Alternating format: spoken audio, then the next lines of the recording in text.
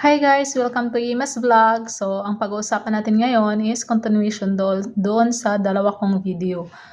So, ang sinabi ko doon sa una kong video guys is yung mga requirements tungkol sa renewal of residency dito sa Czech Republic. Yung pangalawa naman guys is yung clarification sa mga documents na dadalhin nyo at ipasa nyo doon sa minister's office kasi hindi sila tumatanggap ng mga photocopy or xerox copy na mga papers.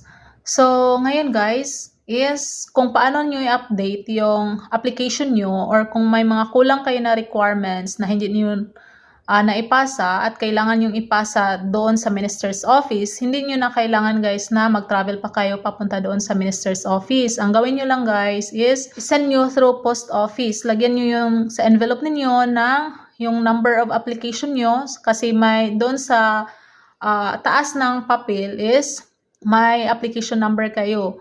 Lagyan yun doon ng application number at saka yung address ng minister's office. So, alam na natin yan guys. Makikita natin yan sa internet. Ang tanong nyo naman guys is paano i-update yung application nyo is may link din ang minister's office. Ilagay ko doon sa details box na doon kayo sa link nila mag-inquire kung ano na ang update sa application nyo para hindi kayo pabalik-balik na papunta doon sa minister's office kasi nagsasayang lang din kayo ng pera, ng panahon. So, yun lang guys, may link sila.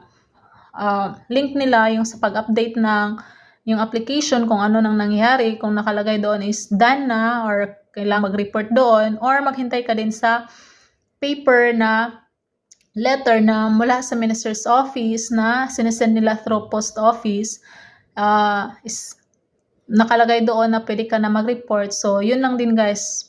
At huwag kalimutan na ng booking or schedule bago ka pumunta doon para hindi ka nagsasayang ng oras. Kailangan talaga na nakabooking ka guys. So, doon sa minister's office guys, kung kagaya ko kayo na nag-apply ng balik dalawa na application, yung temporary residency at saka yung permanent residency, at yung na-approve sa akin is ang temporary residency, okay lang yun guys. Ang permanent residency hindi na-approve kasi alam ko naman na kulang yung taon na pag-stay ko dito sa Czech Republic. Kasi kailangan talaga, kung nakapagpangasawa ka ng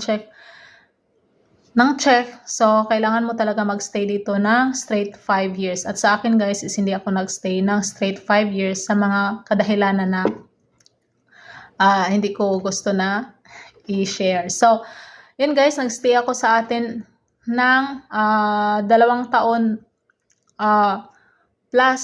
So, kulang talaga yung stay ko dito sa Czech. So, ang ina-approve lang nila guys is ang temporary residency ko at yung permanent residency na application ko is hindi pwede din yun na pabayaan na lang. So, ang pinagawa nila sa akin guys is may mga tanong sila doon kung bakit ako hindi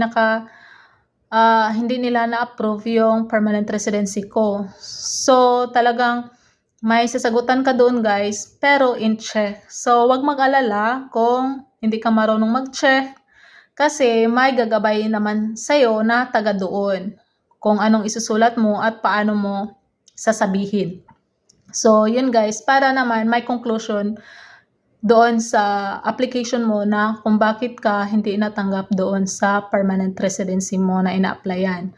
So, okay na yun guys. At sa next is schedule for biometric. So, para sa panibagong ID mo. Kasi, at saka guys, huwag kalimutan na isurrender yung luma na ID mo. Kasi, hingin nila yon, dalhin nyo talaga yan.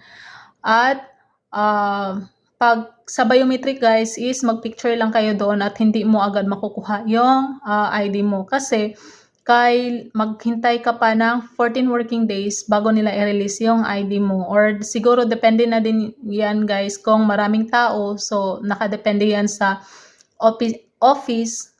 So, kung guys, kung saan kayo na minister's office na malapit, nakadepende kasi yan guys. Kung maraming tao ang ministers na pinuntahan nyo, hindi dyan kaagad ma-release. So, kung konti lang, siguro ma-release agad. Sa akin guys, kailangan ko maghintay ng 14 working days para ma-release yung panibagong ID ko. So, yun lang guys for today. Sana, clear yon. Pero kung hindi naman guys, may mga tanong kayo, comment lang kayo.